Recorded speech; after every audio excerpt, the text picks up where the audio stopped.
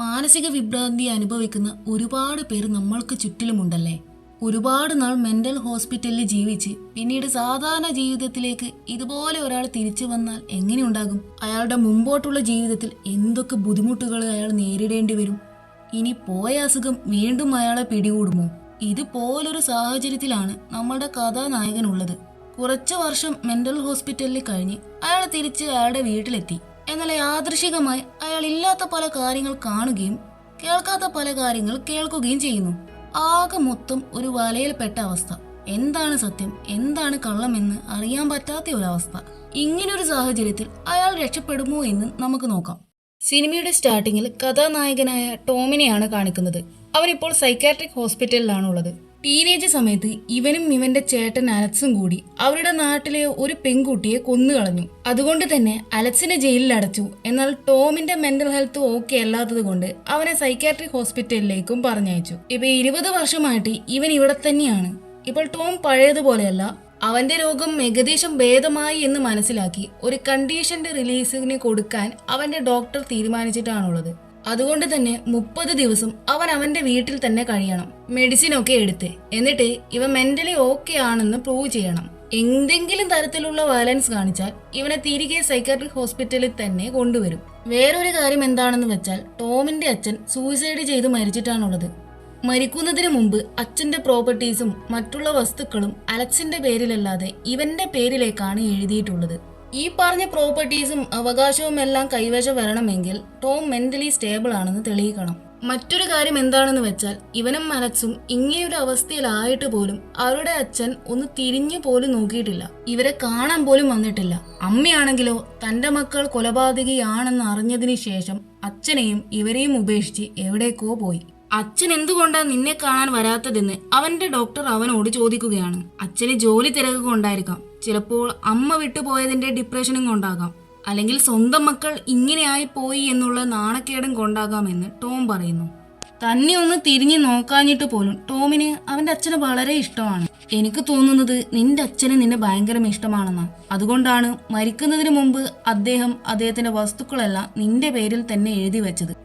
ഇനി കഴിഞ്ഞതെല്ലാം മറന്ന് പുതിയൊരു ജീവിതം തുടങ്ങാൻ നോക്കും. പിന്നെ നിനക്ക് ഹാലൂസിനേഷൻ ഉള്ളത് കൊണ്ട് എന്തെങ്കിലും ആ വീട്ടിൽ നിന്ന് കണ്ടാൽ ഒരിക്കലും അത് കണ്ണടച്ച് വിശ്വസിക്കരുത്. നിന്റെ കണ്ണ് പറയുന്നതിലല്ല, നിന്റെ ബ്രെയിൻ പറയുന്നതിനാണ് നീ ഇമ്പോർട്ടന്റ് കൊടുക്കേണ്ടത്. മരുന്നൊക്കെ കൃത്യമായി കഴിക്കണമെന്ന് പറഞ്ഞ് അവനെ ഡിസ്ചാർജ് ചെയ്യുന്നു. അവിടുന്ന് കേട്ടിട്ട് അടുത്ത ഷോട്ടിൽ പരോൾ ഓഫീസറായ ബ്രോഡി ടോമിനെയും കൂട്ടി അവന്റെ അച്ഛന്റെ മാൻഷനിലേക്ക് കൊണ്ടുപോവുകയാണ്. ശേഷം അവന്റെ കാലിന് ആംഗിൾ മോണിറ്ററും വെക്കുകയാണ്. അവൻ അവിടുന്ന് പുറത്തേക്കെങ്ങാനും കടക്കാൻ ശ്രമിച്ചാൽ പോലീസുകാർക്ക് മനസ്സിലാകും. അതങ്ങനെ പെട്ടെന്ന് പൊട്ടിക്കാനും പറ്റില്ല. പിന്നെ അത് വാട്ടർ പ്രൂഫുമാണ്. ശേഷം ബ്രോഡി അവിടെയുള്ളൊരു ഇവന്റെ ഫേസ് വെരിഫൈ ചെയ്യേണ്ട വീഡിയോ ഫോൺ കാണിച്ചിട്ട് ഇതിൽ നിന്ന് ഒരു ദിവസം 1-2 തവണ റിംഗ് ചെയ്യും. ചിലപ്പോൾ അത് രാവിലെ 9 മണിക്കാകാം, അല്ലെങ്കിൽ പാതിരാത്രി ഒക്കെ ആയിരിക്കും. ഇത് 10 തവണ റിംഗ് ചെയ്യുന്നതിന് മുമ്പ് നീ ആ കോൾ എടുത്തിരിക്കണം, എന്നിട്ട് ഇതിന്റെ മുമ്പിൽ നിൽക്കണം എന്നൊക്കെ പറയുന്നു. ബ്രോഡി ഓരോ കാര്യങ്ങൾ പറയുന്ന സമയത്ത് ഇവൻ അവിടെ ഒരു ഡോഗിനെ കാണുകയാണ്. അവന്റെ അച്ഛന് മുമ്പ് ഒരു ഡോഗ് ഉണ്ടായിരുന്നു. അതേ ഡോഗായിരുന്നു അത്. ഇത് ശരിക്കും ഉള്ളതാണോ അതോ താൻ ഹാലൂസിനേറ്റഡ് ആകുന്നതാണോ എന്നറിയാൻ വേണ്ടി ഇവനൊന്ന് കണ്ണടച്ച് തുറക്കുന്നു. അന്നേരം ആ ഡോഗിനെ അവിടെ കാണില്ല. അപ്പൊ ഇവന് തന്റെ തോന്നലാണെന്ന് മനസ്സിലാവുകയാണ്. ശേഷം ബ്രോഡിയോട് ടോം അച്ഛൻ മരിച്ചതിന് ശേഷം അച്ഛന്റെ ഡോഗിനെ എന്താ ചെയ്തതെന്ന് ചോദിക്കുന്നു. നിന്റെ അച്ഛൻ മരിച്ചതിന് ശേഷം അതിനെ അങ്ങ് കൊന്നുകളഞ്ഞു. അല്ല, നിന്റെ അച്ഛന് ഡോഗുള്ള കാര്യം നിനക്കെങ്ങനെ അറിയാമെന്ന് ഇവൾ ചോദിക്കുമ്പോൾ അച്ഛൻ ഒരുപാട് ഡോഗ് ഉണ്ടായിരുന്നു പണ്ട്. അതിലൊരു ഡോഗ് ഭക്ഷണം കഴിക്കുന്ന സമയത്ത് ഞാൻ അതിനെ തലോടാൻ പോയപ്പോൾ അതെന്നെ കടിച്ചു എന്ന് ഇവൻ പറയുന്നു. അപ്പോഴാണ് ബ്രോഡി ഒരു കാര്യം പറയുന്നത്. അതായത് ഇവന്റെ അച്ഛൻ മരിച്ചിട്ട് കുറച്ച് ദിവസത്തിന് ശേഷമാണ് എല്ലാവരും ഈ കാര്യം അറിഞ്ഞത് തന്നെ. ഇങ്ങനൊരു ബോഡി ഈ വീട്ടിൽ കിടക്കുന്നത് ആരും അറിഞ്ഞിട്ടുണ്ടായിരുന്നില്ല. അതുകൊണ്ട് തന്നെ വിശന്നത് കൊണ്ട് അച്ഛന്റെ ബോഡി പകുതിയോളം ആ ഡോഗ് കഴിച്ചിട്ടുണ്ടായിരുന്നു. അതുകൊണ്ടാണ് അതിനെ കൊന്നത്. അങ്ങനെ അവിടുന്ന് കേട്ടായിട്ട് ബ്രോഡി പോയതിനു ശേഷം ഇവന്റെ റൂമിലേക്ക് കയറുന്നു. അന്നേരം അവിടുത്തെ ലാൻഡ് ഫോൺ റിങ് ചെയ്യുകയാണ്. എടുത്തു നോക്കുമ്പോൾ മറുഭാഗത്ത് നിന്ന് ആരും സംസാരിക്കുന്നുണ്ടാകില്ല. ആരാണെന്ന് ഇവന് മനസ്സിലാകുന്നുമില്ല. ശേഷം അവന്റെ പഴയ കളിപ്പാട്ടങ്ങളും മറ്റു സാധനങ്ങളും ഒക്കെ ഒന്ന് എടുത്തു നോക്കുകയാണ്. അവന് പഴയ കാലങ്ങളൊക്കെ വല്ലാണ്ട് മിസ് ചെയ്യുന്നുണ്ട്. അങ്ങനെ രാവിലെ ആകുന്നു. അന്നേരം ആ വീഡിയോ ഫോണിൽ നിന്ന് കോൾ വരുന്നു. അവനത് ലാൻഡ് ലൈനിൽ നിന്നാണെന്ന് വിചാരിച്ച് കോൾ എടുക്കുമ്പോഴായിരിക്കും അത് മറ്റേ ഫോണിൽ നിന്നാണെന്ന് അവന് മനസ്സിലാകുന്നേ. അവനൊന്നും നോക്കില്ല, വേഗം അത് എടുക്കാൻ വേണ്ടി ഓടുന്നു. കാരണം 10 റിങ്ങിനുള്ളിൽ ആ കോൾ എടുക്കണമെന്ന് ഇവനോട് പ്രത്യേകം പറഞ്ഞിട്ടുണ്ടായിരുന്നല്ലോ. അങ്ങനെ അവൻ ആ കോൾ എടുക്കുന്നു. കുറച്ച് കഴിഞ്ഞതിന് ശേഷം ടോം അവന് ഇഷ്ടമുള്ള ഫുഡെല്ലാം അവിടെ അടുത്തുള്ള ഗ്രോസറി ഷോപ്പിൽ വിളിച്ചിട്ട് ഓർഡർ ചെയ്യുകയാണ്. അങ്ങനെ കുറച്ച് സമയം കഴിഞ്ഞ് അവൻ ഓർഡർ ചെയ്ത ഫുഡെല്ലാം എടുത്ത് ലിൻ എന്ന് പറഞ്ഞ പെൺകുട്ടി അവിടെ എത്തുകയാണ്. അവന് പുറത്തിറങ്ങാൻ പറ്റില്ലല്ലോ, അതുകൊണ്ട് അവളോട് താൻ പരോളിലാണെന്നും പുറത്തിറങ്ങാനാകില്ല എന്നും ഫുഡ് ഇങ്ങോട്ടേക്ക് കൊണ്ടുപോവാ എന്നും പറയുന്നു. എന്നാൽ എങ്ങനെ പരോളിലായി എന്നൊന്നും അവൻ പറയുന്നില്ല. ഇവനിപ്പോൾ ഒരുപാട് ഫുഡ് ഓർഡർ ചെയ്തത് കൊണ്ട് തന്നെ അവൾ അതിനെപ്പറ്റിയൊക്കെ ടോമിനോട് ചോദിക്കുകയാണ്. ഞാൻ മെന്റൽ ഹോസ്പിറ്റലിലായിരുന്നു, അവിടുന്ന് എനിക്ക് ഇതൊന്നും കഴിക്കാൻ കിട്ടിയിട്ടുണ്ടായിരുന്നില്ല, അതുകൊണ്ടാണെന്ന് ടോം പറയുന്നു. ശേഷം അവൾ ടോമിന്റെ ഫാമിലിയെ പറ്റിയൊക്കെ ചോദിക്കുകയാണ്. അങ്ങനെ അവൻ അമ്മ വിട്ടു പോയതും അച്ഛൻ മരിച്ച കാര്യങ്ങളും എല്ലാം പറയുന്നു. സത്യത്തിൽ ഇവർക്ക് രണ്ടുപേർക്കും അങ്ങോട്ടും ഇങ്ങോട്ടും ഇഷ്ടമാകുന്നുണ്ട്. അങ്ങനെ കുറച്ചു സമയത്തിന് ശേഷം ലിൻ അവിടുന്ന് പോകുന്നു. അവൾ പോയതിനു ശേഷം ടോം അവളുടെ ഒരു പടമൊക്കെ വരക്കുകയാണ്. എന്നിട്ട് ഈ കാര്യം അവളെ വിളിച്ച് പറഞ്ഞാലോ എന്നിവൻ ആദ്യം കരുതുന്നുണ്ടെങ്കിലും ഇനിയെങ്ങാനും ഇവൻ കോഴിയാണെന്ന് അവൾ വിചാരിച്ചാലോ എന്ന് കരുതി അവനൊന്നും ചെയ്യില്ല. അങ്ങനെ അവൻ ആ പടം അവിടുത്തെ ചുമരിൽ ഒട്ടിച്ചു വെക്കുകയാണ്. എന്നിട്ട് തന്റെ അച്ഛന്റെ കൂടെയുള്ള പഴയ വീഡിയോസ് ഒക്കെ കാണുന്ന സമയത്ത് ഫോൺ റിങ് ചെയ്യുകയാണ്. അത് ആ ബ്രോഡി പറഞ്ഞ ഫോണിൽ നിന്നാണെന്ന് കരുതി ഇവൻ അത് എടുക്കാൻ പോകുമ്പോഴായിരിക്കും അത് ആ വീട്ടിലെ ലാൻഡ് ലൈനിൽ നിന്നാണെന്ന് ഇവന് മനസ്സിലാകുന്നേ. അല്ല, ഇതിപ്പോ ആരാണെന്ന് വിചാരിച്ച് അവൻ ഫോൺ എടുത്ത് നോക്കുമ്പോൾ കേൾക്കുന്നത് ഒരു സ്ത്രീ കരയുന്ന ശബ്ദമായിരിക്കും. ഇതാരാ എന്താ എന്ന് ഇവൻ ചോദിക്കുന്നുണ്ടെങ്കിലും ആ സ്ത്രീ കരയുന്നത് തുടരുന്നതല്ലാതെ ഒന്നും സംസാരിക്കില്ല. അവസാനം അവൻ ആ കോൾ കട്ട് ചെയ്ത് എന്നിട്ട് വീണ്ടും ആ ഫോണിൽ തിരിച്ചു വിളിക്കുമ്പോൾ അതിൽ ഇൻകമിംഗ് കോൾസ് അവൈലബിൾ അല്ല എന്ന് പറയുകയാണ്. ഇതൊക്കെ സത്യമാണോ അതോ താൻ ഇതൊക്കെ ഹാലൂസിനേറ്റഡ് ആകുന്നതാണോ എന്നായിരിക്കും ഇവൻ ചിന്തിക്കുന്നേ. അതേസമയം വീടിന്റെ മുകളിൽ നിന്ന് ആരോ നടക്കുന്നത് പോലെയുള്ള ശബ്ദങ്ങൾ ഇവൻ കേൾക്കുന്നുണ്ട്. നേരത്തെ ഇവന്റെ അച്ഛന്റെ ഡോഗിനെ ഇവൻ കണ്ടിട്ടുണ്ടായിരുന്നല്ലോ, അത് ഇവന് മുമ്പിൽ ഇപ്പൊ നിൽക്കുന്നതൊക്കെയായിട്ട് ഇവൻ കാണുകയാണ്. ഒപ്പം താൻ ഈ കാണുന്നതൊക്കെ സത്യമാണോ അതോ തന്റെ തോന്നലാണോ എന്നുള്ള കൺഫ്യൂഷനൊക്കെ ഇവന് വരുന്നുണ്ട്. ഇവൻ പതുക്കെ നടന്ന് ആരെങ്കിലും ആ വീട്ടിലുണ്ടോ എന്ന് നോക്കുമ്പോൾ കണ്ട കാഴ്ച ആ ഡോഗ് അവന്റെ അച്ഛന്റെ ശവശരീരം കഴിക്കുന്നതാണ്. അല്ല ഇതൊന്നും സത്യമല്ല എന്ന് ഇവനോട് തന്നെ പറഞ്ഞ് മനസ്സിലാക്കിപ്പിക്കുകയാണ്. പിന്നീട് ഇവനൊന്ന് കണ്ണ് മുറുക്കി അടച്ച് തുറന്നു നോക്കുമ്പോഴും ആ ഡോഗ് അപ്പോഴും അവന്റെ മുന്നിൽ തന്നെയുണ്ട്. കൂടാതെ അവന്റെ അച്ഛന്റെ ആത്മാവും അവന്റെ പിറകിലും. എന്നാൽ അവൻ അതൊന്നും കാണില്ല. സമയം ഒട്ടും കളയാതെ അവൻ അവന്റെ കയ്യിലുണ്ടായിരുന്ന മരുന്നങ്ങ് കുടിക്കുകയാണ്. അവന് തന്നെ മനസ്സിലാകുന്നില്ല ഏതാ സത്യമെന്ന്. അവിടുന്ന് കേട്ടായിട്ട് തന്റെ റൂമിൽ നിൽക്കുന്ന സമയത്ത് അതേ റൂമിലെ ചുമരിനുള്ളിലെ ഭാഗത്തു നിന്ന് എന്തോ ഒരു ശബ്ദം ഇവൻ കേൾക്കുകയാണ്. അതെന്താണെന്ന് നോക്കാൻ വേണ്ടി അവൻ ആ ചുമരിന് അടുത്ത് പോയി ചെവി കൂർപ്പിച്ച് നിൽക്കുന്നു. എന്നിട്ട് ആ ശബ്ദം കേൾക്കുന്ന ഭാഗത്തേക്ക് നടന്നു പോകുകയാണ്. ആ ശബ്ദം ചെന്ന് അവസാനിക്കുന്നതോ അവന്റെ അച്ഛന്റെ ഫോട്ടോയുടെ മുമ്പിലായിരിക്കും. അന്നേരം അവിടെയുള്ള ഒരു അലമാരയുടെ മുകളിൽ നിന്ന് ഫ്രെയിം ചെയ്ത എന്തോ ഒരു ഫോട്ടോ വീഴുകയാണ്. അവൻ അത് എടുക്കാൻ നോക്കുമ്പോൾ ആ അലമാരയുടെ അടിയിൽ നിന്ന് അവൻ എന്തോ കാണുന്നു. ശേഷം അവൻ ആ അലമാര മാറ്റി നോക്കുമ്പോൾ ഉണ്ടാകും അതിന്റെ പിറകിൽ ഒരു ഡോർ. അല്ല, ഇതെങ്ങനെ ഇവിടെ വന്നു? ഇത്ര നാൾ ഇങ്ങനൊരു ഡോർ ഇവൻ ഇവിടെ കണ്ടിട്ടില്ല. ഇതാര് ചെയ്ത പണിയാണെന്നും ഇവന് മനസ്സിലാകുന്നില്ല. ശേഷം അവനൊരു ടോർച്ച് എടുത്ത് അതിനടുത്തേക്ക് പോകുന്ന വഴിക്ക് ഒരു ഹോൾ കാണാനിടയാകുന്നു. ഒന്നല്ല, ഒരുപാട് ഹോൾസ് ഉണ്ട്. ആ വീട്ടിൽ നടക്കുന്ന എല്ലാ കാര്യങ്ങളും ഈ ഹോൾസിലൂടെ കാണാം എന്നർത്ഥം. അങ്ങനെ അവൻ അതിലെ ഒരു ഹോളിലൂടെ നോക്കുന്ന സമയത്ത് അതിലെ ഒരു ഡോർ തുറന്നു വരുന്നതായിട്ട് ഇവൻ കാണുകയാണ്. അതാരാ, അച്ഛനാണോ അല്ലെങ്കിൽ വേറെ ആരെങ്കിലും ആണോ എന്ന് ചിന്തിച്ച് സൂക്ഷിച്ച് നോക്കുമ്പോൾ ഇവൻ കാണുന്നത് അവനെ തന്നെയായിരിക്കും. അത് കണ്ട് ആകെ അവന്റെ കൺട്രോൾ പോകുന്നു. ഇതെന്ത് പണ്ടാരം, ഇതെങ്ങനെയാ സംഭവിച്ചതെന്ന് ഓർത്ത് പേടിച്ച് അവൻ ഓടി പുറത്തേക്ക് പോകാൻ നോക്കുമ്പോൾ അവന്റെ ആംഗിൾ മോണിറ്ററിൽ നിന്ന് സൗണ്ട് വരികയാണ്. അതുള്ളത് കൊണ്ട് തന്നെ ഇവന് പുറത്തെവിടെയും പോകാനും പറ്റില്ല. പക്ഷേ ഇവന് വീടിനകത്തേക്ക് കയറാനും പേടിയായതുകൊണ്ട് തന്നെ എന്താ ചെയ്യേണ്ടതെന്നും മനസ്സിലാകുന്നില്ല. ശേഷം അവൻ എങ്ങനെയോ മെല്ലെ അകത്ത് കയറി അവന്റെ റൂമിന്റെ വാതിലടച്ച് പേടിച്ച് വിറച്ച് ഇങ്ങനെ ഇരിക്കുകയാണ്. ആ സമയം ഉടനീളം വാതിലടയുന്നതും ആരൊക്കെയോ നടന്നു പോകുന്നതും ഒക്കെയുള്ള ശബ്ദം ഇവൻ കേൾക്കുന്നുണ്ട്. അങ്ങനെ അവസാനം ഇവൻ ബ്രോഡിയെ വിളിച്ച് ഒന്ന് ഇങ്ങോട്ട് വരാമോ എന്ന് ചോദിക്കുന്നു. അങ്ങനെ അല്പസമയത്തിന് ശേഷം ബ്രോഡി അവിടെ എത്തുന്നു. ആ വീട്ടിൽ ബ്രോഡി കയറുമ്പോൾ കണ്ട കാഴ്ച പേടിച്ച് വിറച്ച് ഒരു മൂലയ്ക്ക് ഇരിക്കുന്ന ടോമിനെയാണ്. അവളെ കണ്ട ടോം നിങ്ങൾ വാതിൽ അടഞ്ഞു തുറക്കുന്നതിന്റെ സൗണ്ട് കേൾക്കുന്നുണ്ടോ എന്ന് ചോദിക്കുന്നു. ആ കേൾക്കുന്നുണ്ടല്ലോ. എടാ പൊട്ടാ, ഇത് പഴയ വീടല്ലേ, ഇതൊക്കെ സാധാരണയാണ്, ഇത് കണ്ട് നീ ഇങ്ങനെ പേടിക്കേണ്ട കാര്യമില്ല എന്ന് ബ്രോഡിയും. ടോം ഇങ്ങനെ ഒറ്റയ്ക്ക് ഇത്ര കാലം എവിടെയും താമസിച്ചിട്ടില്ല, അപ്പോൾ അതുകൊണ്ടാണ് ഇവനിങ്ങനെ പേടിക്കുന്നതെന്ന് കരുതി അവന്റെ പേടി പോകാൻ വേണ്ടി 2 ബ്രോഡി അടിക്കാൻ കൊടുക്കുന്നു. എന്നിട്ട് അവനോട് മെല്ലെ റൊമാൻറ്റിക് ആകാൻ നോക്കുന്നുണ്ട്. കാരണം ഇവൾ വിചാരിച്ചത് ഇവൻ ഈ സമയത്ത് ഇവളെ വിളിച്ചത് ചുമ്മാ റൊമാൻറ്റിക് ആകാൻ വേണ്ടിയാണെന്നാ. ടോം പേടിച്ചിട്ട് പണ്ടാരം കഴിഞ്ഞിട്ട് വിളിക്കുന്നതെന്ന് ഇവക്കറിയില്ലല്ലോ. ബ്രോഡിയുടെ ഇന്റൻഷൻ മനസ്സിലാക്കിയ ടോം ഞാൻ ഇതിനു വേണ്ടിയല്ല നിങ്ങളെ വിളിച്ചതെന്ന് ചിരിച്ചുകൊണ്ട് പറയുന്നു. ആ ചിരി നമ്മളുടെ ചേച്ചിക്ക് അത്ര ഇഷ്ടപ്പെടില്ല. ദേഷ്യം വന്ന അവൾ ഈ നട്ടപ്പാതിരക്ക് എന്നെ ഇവിടെ വിളിച്ചു വരുത്തിയത് പിന്നെ നീ എന്നാ ഉണ്ടാക്കാനാ എന്ന് പറഞ്ഞ് അവനെ പിടിച്ചു വലിച്ചു കിടത്തി അവന്റെ കയ്യിലുണ്ടായ മരുന്നെടുത്ത് അവളുടെ പോക്കറ്റിലിടുന്നു. ടോമിനാണെങ്കിലോ ആ മരുന്നില്ലാതെ പറ്റില്ല. പ്ലീസ് പ്ലീസ് പ്ലീസ് അത് എടുക്കരുതെന്ന് ഇവൻ കെഞ്ചി പറയുന്നുണ്ടെങ്കിലും അവൾ അതൊന്നും മൈൻഡ് ചെയ്യാതെ അവിടുന്ന് പോകുകയാണ്. ശേഷം അവൻ റൂമിൽ കയറി എന്തേലും വരുമോ എന്ന് പേടിച്ച് കതകടച്ച് ഒരു ചുറ്റിക പിടിച്ച് അവിടെ തന്നെ ഇരിക്കുകയാണ്. അന്നേരം ആരോ വാതിലിന്റെ പിറകിലൂടെ നടക്കുന്നതായിട്ട് അവന്റെ ശ്രദ്ധയിൽ പെടുന്നുണ്ട്. കഷ്ടകാലത്തിന് മരുന്ന് ആ പെണ്ണും പിള്ള കൊണ്ടുപോയത് കൊണ്ട് തന്നെ വേറെ വഴിയില്ലാത്തത് കൊണ്ട് അവിടെ കിടക്കുന്ന ഈ തണുപ്പും കഫൊക്കെ വന്നാൽ കുടിക്കുന്ന മരുന്നെടുത്ത് അവൻ അങ്ങ് കുടിക്കുന്നു. എന്നിട്ട് കിടന്നുറങ്ങുന്നു. അങ്ങനെ രാവിലെ ആകുന്നു. ബ്രേക്ക്ഫാസ്റ്റ് ഒക്കെ കഴിച്ചതിന് ശേഷം അവനൊന്ന് പൂളിലൊക്കെ ഇറങ്ങുന്നു. ആ സമയത്ത് അവനും അലക്സും കൊന്ന പെൺകുട്ടിയില്ലേ, ആ കുട്ടി ഹെൽപ്പ് എന്ന് പറഞ്ഞ് കരയുന്നതൊക്കെ ഇവൻ വെള്ളത്തിൽ നിന്ന് കാണുകയാണ്. അന്നേരം പൂളിന്റെ ഓട്ടോമാറ്റിക് കവർ അടയാനായിട്ട് പോവുകയാണ്. ഇതെങ്ങനെ? ഇവൻ പേടിച്ച് എങ്ങനെയോ ഒരു വിധം അതിൽ നിന്ന് പുറത്തിറങ്ങുന്നു. ശേഷം അവൻ പൂളിന്റെ ഡിജിറ്റൽ കൺട്രോൾ പാനൽ നോക്കുന്ന സമയത്ത് അതിനകത്ത് ആരോ ടൈമർ സെറ്റ് ചെയ്ത് വെച്ചിട്ടുണ്ട്. ഇത് ആരുടെ പണിയാണെന്ന് ഇവന് മനസ്സിലാകുന്നില്ല. ശേഷം അവൻ അത് ഓഫ് ചെയ്യുന്നു. അന്നേരം അവിടെയുള്ള ഒരു കുഞ്ഞു കുപ്പിയും അതിനകത്തുള്ള വെള്ളത്തിൽ ഒരു മനുഷ്യന്റെ നാവും ടോം കാണാൻ ഇടയാകുകയാണ്. ഇതൊന്നും സത്യമല്ല, ഇതൊക്കെ തന്റെ തോന്നലാണെന്ന് ഇവൻ അപ്പോഴും അവനോട് തന്നെ പറഞ്ഞുകൊണ്ടിരിക്കുകയാണ്. പിന്നീട് അച്ഛന്റെയും അമ്മയുടെയും പഴയ വീഡിയോസ് ഒക്കെ കാണുന്ന സമയത്ത് ആ വീഡിയോ മാറി പകരം വീട്ടിലെ അവന്റെ അച്ഛന്റെ റൂമിന്റെ അകത്ത് നിന്ന് ഒരു കുട്ടി വരുന്നതായിട്ട് ഇവൻ കാണുകയാണ്. ഇതെന്താ സംഭവം എന്ന് മനസ്സിലാക്കാൻ വേണ്ടി ടോം അവന്റെ അച്ഛന്റെ റൂമിലേക്ക് പോകുന്ന സമയത്ത് അതിനകത്തൂടെ ആരൊക്കെ നടക്കുന്നതായിട്ട് ഇവൻ കാണുന്നു. ഇവന് മുട്ടുകാല് വിറക്കുന്നുണ്ട്.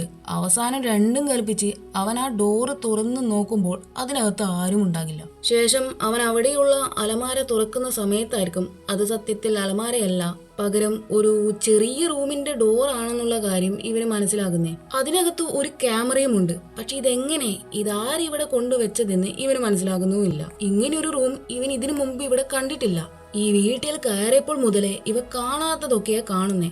അങ്ങനെ അവൻ ആ അലമാരയുടെ ഡോർ അടക്കുന്നു. അന്നേരം അതിലെ കണ്ണാടിയിലൂടെ അവന്റെ അച്ഛന്റെ ആത്മാവിനെ അവൻ കാണുകയാണ്. മുഖത്ത് ചോരയൊക്കെ ആയിട്ട്. ഒരാത്മാവിനെ നേരിട്ട് കണ്ടാലുള്ള ആളുടെ അവസ്ഥ പറയേണ്ടതില്ലല്ലോ. ഇവൻ ആകെ പേടിച്ച് നിലവിളിക്കുന്നു. അന്നേരം അവിടുത്തെ ലാൻഡ് ലൈനിൽ നിന്ന് ഒരു കോൾ വരുന്നു. ടോം ഓടിപ്പോയി ആ കോൾ എടുക്കുന്നു.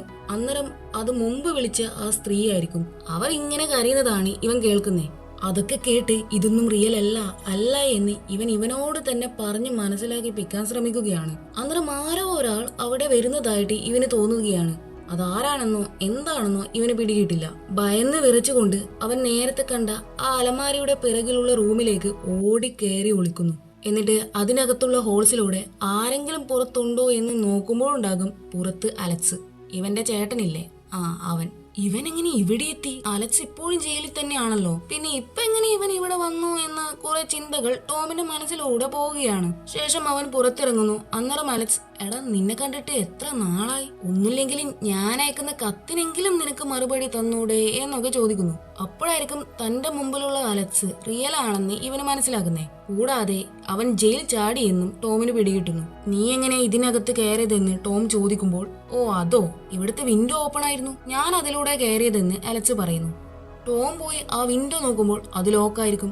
ഞാൻ അതിന് വിൻഡോ ഒന്നും തുറന്നിട്ടില്ലല്ലോ എന്ന് ടോം ഇവനോട് ചോദിക്കുമ്പോൾ, അതിപ്പോ ഞാനാണ് ലോക്ക് ചെയ്തതെന്ന് അലക്സ് പറയുന്നു. ഇത്രയൊക്കെ കേട്ടിട്ടും ടോം അല്ല ഇതൊക്കെ റിയൽ അല്ല എന്ന് പറഞ്ഞുകൊണ്ടിരിക്കുകയാണ്. ഓ ആണോ? അതേസമയം ആ ഫോൺ വീഡിയോ റിംഗ് ചെയ്യുകയാണ്. അതെടുക്കാൻ പോകുന്ന ടോമിനെ കണ്ട്, നീ ഇതെങ്ങോട്ടാ, നമ്മൾ ഇനിയും സംസാരിച്ചു കഴിഞ്ഞില്ലല്ലോ എന്ന് പറഞ്ഞ് അലക്സ് അവനെ തടയാൻ നോക്കുന്നു. അതെടുത്തില്ലെങ്കിൽ പിന്നെ വയ്യാവേലിയാകും, പിന്നെ പോലീസുകാരായിരിക്കും ഇങ്ങോട്ട് വരുന്നതെന്ന് പറഞ്ഞ് ടോം അത് പോയി എടുക്കുന്നു. അതെടുത്ത് തിരിഞ്ഞു നോക്കിയതും അലക്സിനെ പിന്നെ അവിടെ എവിടെയും കാണില്ല. വീണ്ടും കൺഫ്യൂഷൻ. അവിടുന്ന് കേട്ടായിട്ട് അടുത്ത സീനിൽ രാവിലെ എഴുന്നേൽക്കുന്ന ടോം കാണുന്നത് വീട് മുഴുവനും ആരോ പേപ്പേഴ്സൊക്കെ വലിച്ചു വാരി ഇട്ടേക്കുന്നതാണ്. ഇതാരാ ചെയ്തതെന്നുള്ള ചോദ്യവും ഞാനല്ല എന്നുള്ള ഉത്തരവും അവൻ ഇങ്ങനെ സ്വയം പറഞ്ഞുകൊണ്ടേയിരിക്കുകയാണ്. പെട്ടെന്ന് എന്തോ ശബ്ദം കേട്ട് അവൻ പോയി നോക്കുമ്പോഴുണ്ടാകും അവിടെ അലക്സ്. അപ്പൊ ഇതൊക്കെ ഇവന്റെ പണിയാണെന്ന് ടോമിന് മനസ്സിലാക്കുന്നു. അലക്സ്, നീ എന്തിനാ ഇതൊക്കെ ചുമ്മാ വലിച്ചു വാരി ഇട്ടേക്കുന്നേ എന്ന് ടോം ചോദിക്കുമ്പോൾ ഞാനല്ല അത് ചെയ്തതെന്ന് അലക്സും. അന്നേരം ആ ലൈൻ ലൈനിലൂടെ ഒരു കോൾ വരുന്നു. അപ്പൊ അത് ലിന്നായിരിക്കും. അതുകൊണ്ട് അലക്സ് വേഗം ആ കോൾ സ്പീക്കറിൽ ഇടുകയാണ്. അപ്പൊ ലിൻ വിളിച്ചത് അവൾ ഇങ്ങോട്ട് വരട്ടെ എന്ന് ചോദിക്കാൻ വേണ്ടിയാണ്. അലക്സ് ഇവിടെ ഉള്ളത് കൊണ്ട് തന്നെ ടോം വേണ്ട എന്ന് അവളോട് പറയുന്നു. ഇവർക്കിടയിൽ എന്തൊക്കെയോ നടക്കുന്നുണ്ടെന്ന് അലക്സിന് മനസ്സിലാകുകയാണ്. ശേഷം ടോം അവന്റെ മരുന്ന് തീർന്നത് കൊണ്ട് തന്നെ അവളോട് അവന് വേണ്ട മരുന്ന് വാങ്ങിക്കാൻ വേണ്ടി പറയുന്നു. അങ്ങനെ കോൾ കട്ട് ചെയ്ത് ഒന്ന് തിരിഞ്ഞു നോക്കുമ്പോൾ അലക്സിനെ വീണ്ടും അവിടെ കാണില്ല.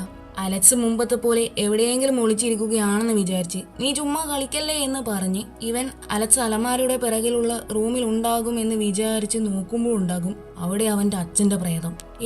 ഇതൊന്നും സത്യമല്ല എന്ന് ഇവൻ ഇവനോട് തന്നെ പറഞ്ഞ് ഒന്ന് ഫ്രഷ് ആകാൻ വേണ്ടി പൂളിലേക്ക് ഇറങ്ങുന്നു. അപ്പോഴേക്കും ലിൻ അവന്റെ മരുന്നും കൊണ്ട് അവിടെ എത്തുകയാണ്.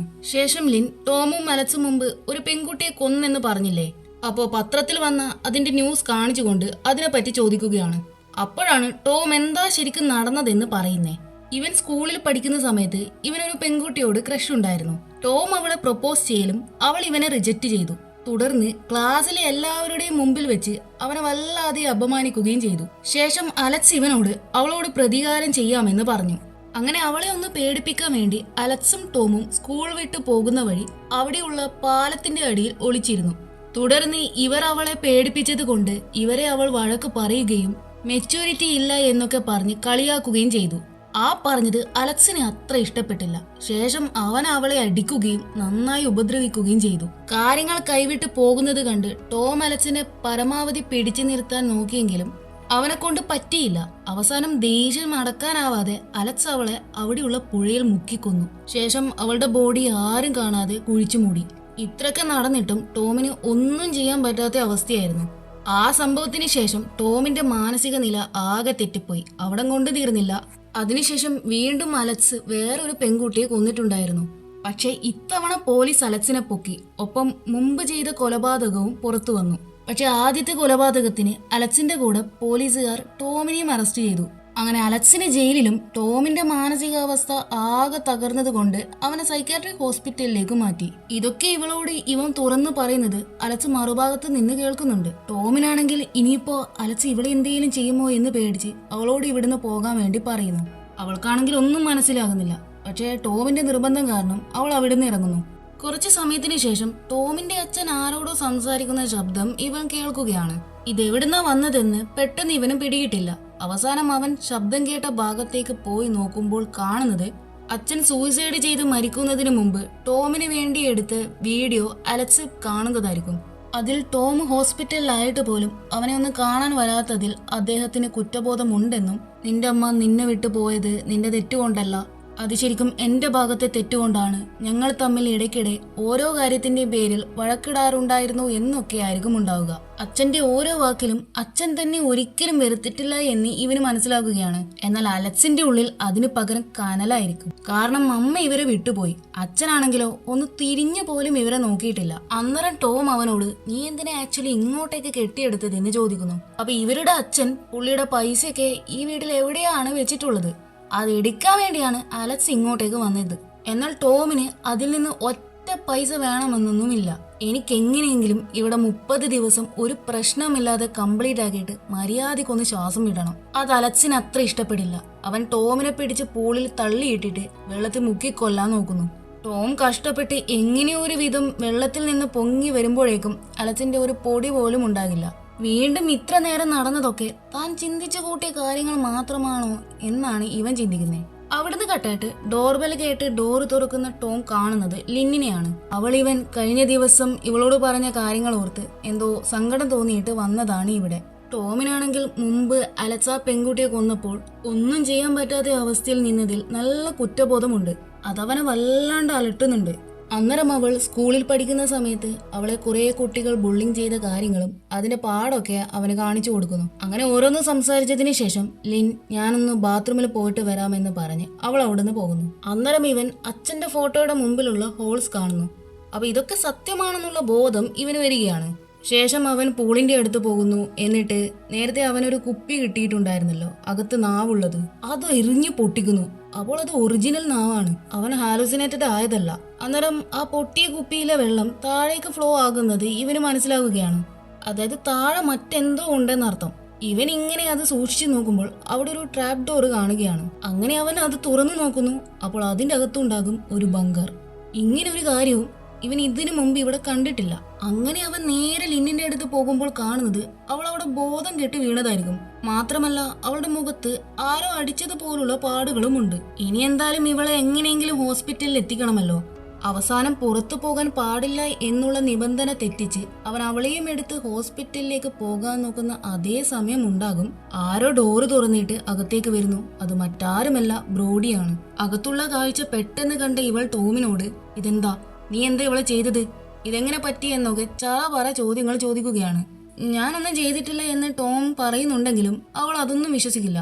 ഇനിയിപ്പോൾ ഇവൻ ഇതും അലക്സ് ചെയ്തെന്നാ ചിന്തിക്കുന്നതെന്ന് വിചാരിച്ച് അലക്സ് ജയിലിലുണ്ടായ തീപിടുത്തത്തിൽ മരിച്ചു എന്ന് ബ്രോഡി പറയുന്നു. അത് കേട്ട് ഇവൻ അങ്ങ് ഞെട്ടുന്നു. ഇത്ര നേരം അലക്സിന്റെ ആത്മാവിനെ ആയിരുന്നോ താൻ കണ്ടത് എന്നൊക്കെയാണ് ഇവൻ ചിന്തിക്കുന്നത്. അന്നേരം അലക്സ് പെട്ടെന്ന് ബ്രോഡിയുടെ പിറകിലൂടെ വന്ന് എന്തോ മൂർച്ച ഉള്ളത് കൊണ്ട് അവളെങ്ങ് കുത്തിക്കൊല്ലുന്നു. നേരത്തെ ലിന്നിനെയും അലക്സ് ആയിരുന്നു ഉപദ്രവിച്ചത്. സത്യത്തിൽ അലക്സ് മരിച്ചിട്ടുണ്ടായിരുന്നില്ല. അവൻ ജയിലിൽ തീപിടുത്തമുണ്ടാക്കി അവൻ മരിച്ചെന്ന് വരുത്തി തീർത്ത് ജയിൽ ചാടി നേരെ ഇങ്ങോട്ടേക്ക് പോന്നു. ടോം ആണെങ്കിൽ ഇതൊക്കെ കണ്ട് പതറുന്നുണ്ട്. അന്നേരം ഒരു ഭാഗത്ത് നിന്ന് ആ വീഡിയോ ഫോൺ റിങ് ചെയ്യുകയാണ്. ടോം വേഗം ഓടിപ്പോയി ആ ഡിവൈസിന്റെ വയറൊക്കെ അങ്ങ് വലിച്ചു പൊട്ടിക്കുന്നു. അങ്ങനെ ആകുമ്പോൾ സംശയം തോന്നി പോലീസ് ഇവിടെ വന്ന് കൈയോടെ അലക്സിനെ പൊക്കുമല്ലോ. ശേഷം ടോം അലക്സിന്റെ അടുത്ത് പോകുമ്പോൾ കാണുന്ന കാഴ്ച ലിന്നിനെ അവൻ കൊല്ലാൻ പോകുന്നതാണ്. ടോം പരമാവധി അലക്സിനെ പറഞ്ഞ് പിന്തിരിക്കാൻ നോക്കുന്നുണ്ടെങ്കിലും അലക്സ് ഒരു തരി പോലും കേൾക്കാൻ തയ്യാറാകില്ല. അവസാനം വേറെ വഴിയില്ലാത്തത് കൊണ്ട് അവൻ നേരത്തെ കണ്ട ആ ബങ്കറിന്റെ കാര്യവും അതിന്റെ അകത്ത് ചിലപ്പോൾ അച്ഛൻ ഒളിപ്പിച്ചു വെച്ച പണം ഉണ്ടാകുമെന്നൊക്കെ പറയുന്നു. ടോം പറയുമ്പോഴാണ് അങ്ങനെ ഒരു ബങ്കർ ഇവിടെ ഉള്ളത് അലക്സും അറിയുന്നത്. എന്നാൽ ടോമിനെ ഇവിടെ ഇട്ടിട്ട് വന്നാൽ അവൻ എന്തായാലും ലിന്നിനെയും കൊണ്ട് രക്ഷപ്പെടുമെന്ന് ബോധമുള്ളത് കൊണ്ട് ലിന്നിനെ ഹാൻഡ് കഫ് ചെയ്ത് ഒരു ടേബിളുമായിട്ട് ബന്ധിപ്പിച്ചതിന് ശേഷം അലക്സ് ആ ബങ്കറിന്റെ അകത്തേക്ക് പോകുന്നു. കിട്ടിയ അവസരം നോക്കി ലിന്നിനെ രക്ഷപ്പെടുത്താൻ ടോം ആ ടേബിളിന്റെ കാൽ ഒരു കത്തി ഉപയോഗിച്ച് മുറിക്കാൻ നോക്കുകയാണ്. അപ്പോഴേക്കും അവളുടെ ബോധം വരുന്നു. മറുഭാഗത്ത് ബങ്കറിന്റെ അകത്ത് ഇറങ്ങിയ അലക്സ് എന്തോ കണ്ട് ആകെ ഞെട്ടി വിറക്കുന്നു. എന്താണെന്ന് അറിയില്ല. ഇവിടെ ടോം ലിന്നിനോട് വേഗം ഇവിടുന്ന് പോകാൻ വേണ്ടി പറഞ്ഞ് ബഹളം വെക്കുന്നു. അപ്പോഴേക്കും അലക്സ് വന്ന് ടോമിനെ അടിച്ചിടുന്നു. ആ തക്കത്തിന് എങ്ങനെയോ ഒരു വിധം പാടുപെട്ട് ലിൻ എഴുന്നേറ്റ് പോകാൻ നോക്കുമ്പോൾ അലക്സ് അവളെയും പിറകിലൂടെ വന്ന് അവളെ അടിച്ച് ബോധം കെടുത്തുന്നു. അലക്സ്, നീ എന്തേ ചെയ്യുന്നേ? അവിടെ ബങ്കറിന്റെ അകത്ത് പോയപ്പോൾ നിനക്ക് പൈസ കിട്ടിയിട്ടില്ലേ എന്ന് ടോം ചോദിക്കുമ്പോൾ പൈസയോ? പൈസ പോട്ടെ, എനിക്കൊരു ചുക്കും കിട്ടിയിട്ടില്ല എന്ന് പറഞ്ഞുകൊണ്ട് അലക്സ് ടോമിനെ അവിടെയുള്ള ഒരു അയൺ റിങ് വെച്ച് കണക്ട് ചെയ്ത് ഹാൻഡ് കഫ് ഇടുന്നു. എന്നിട്ട് നേരെ ലിന്നിനെ കൊല്ലാൻ വേണ്ടി പോകുന്നു. ടോം പറ്റാവുന്നത് പോലെ പറഞ്ഞിട്ടും അലക്സ് കേൾക്കില്ല.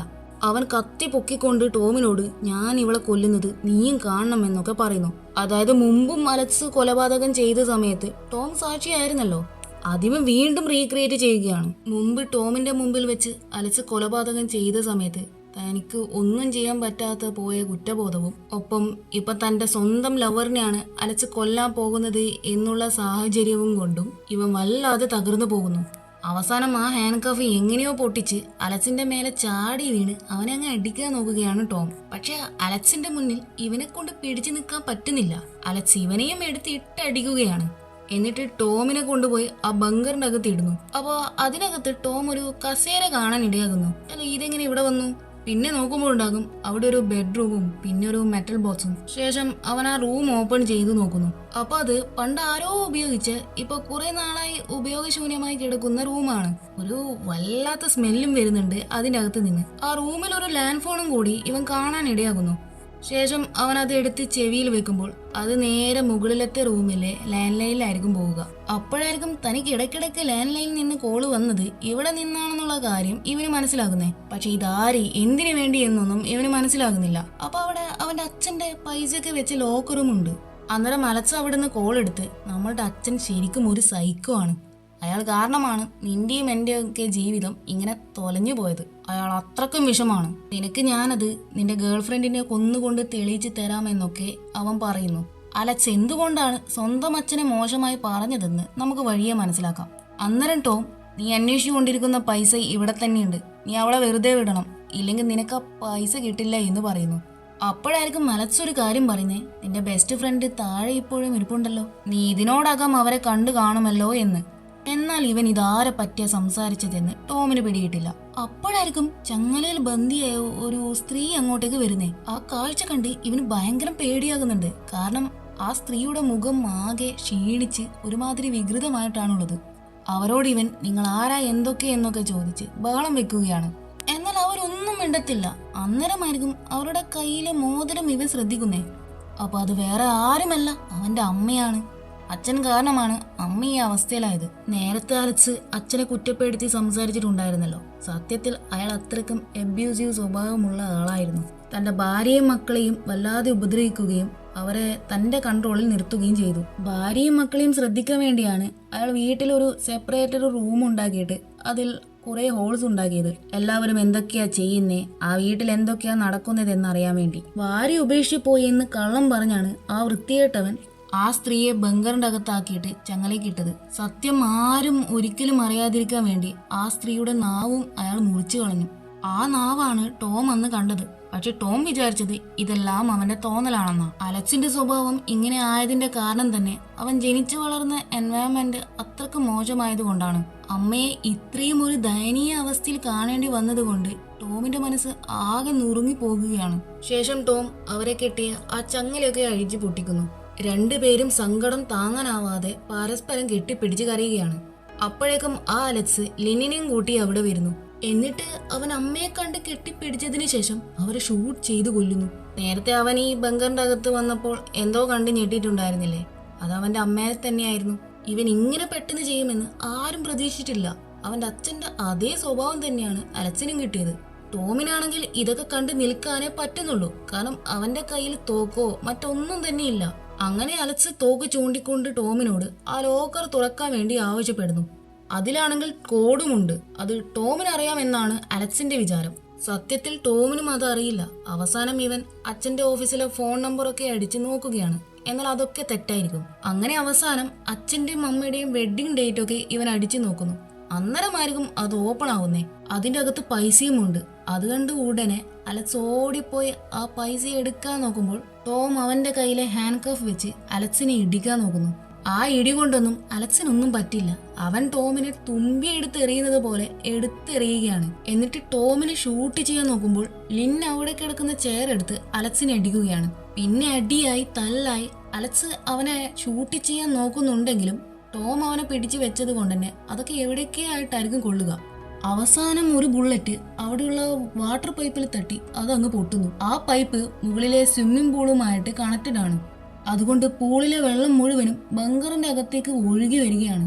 ടോമും ലിന്നും പാടുപെട്ട് മുകളിൽ കയറി രക്ഷപ്പെടാൻ നോക്കുന്ന ടൈം അലക്സ് പിറകിലൂടെ വന്ന് ടോമിന്റെ കാല് പിടിച്ചങ്ങ് വലിക്കുന്നു. അന്നേരം ടോം അവനെ പിടിച്ച് തള്ളിയിടുകയാണ്. അലക്സ് ടോമിന്റെ കാലിൽ പിടിച്ചത് കൊണ്ട് തന്നെ അവന്റെ കാലിലുണ്ടായ ആംഗിൾ മോണിറ്റർ അടക്കമായിരിക്കും താഴെ വീഴുന്നത്. അന്നേരം അവരുടെ അമ്മ അലക്സിനെ കൂടുതൽ താഴേക്ക് പിടിച്ചു വലിക്കുകയാണ്. അതോടെ വെള്ളത്തിൽ മുങ്ങി രണ്ടുപേരും മരിക്കുന്നു. നേരത്തെ ആ സ്ത്രീ മരിച്ചിട്ടുണ്ടായിരുന്നില്ല. ശേഷം ലിന്നും ടോമും കൈകോർത്ത് എല്ലാം അവസാനിച്ചു എന്ന മട്ടിൽ നടക്കുകയാണ്. അപ്പോഴേക്കും പോലീസുകാരെല്ലാം അവിടെ എത്തുന്നു. അവർ ടോമിനോട് നിങ്ങളല്ലേ ടോം, ഇത് നിങ്ങളുടെ വീടാണോ എന്നൊക്കെ ചോദിക്കുന്നു. ആ അതെ, ഇപ്പോൾ ഇതെന്റെ വീടാണെന്ന് അവനും പറയുന്നു. ഇവിടെ വെച്ച് ഈ സിനിമ കഴിയുന്നു. ഈ സിനിമ നിങ്ങൾക്ക് ഇഷ്ടപ്പെട്ടെന്ന് വിചാരിക്കുന്നു. അപ്പോൾ വേറൊരു ദിവസം വേറൊരു മൂവിയായിട്ട് ഞാൻ വരാം.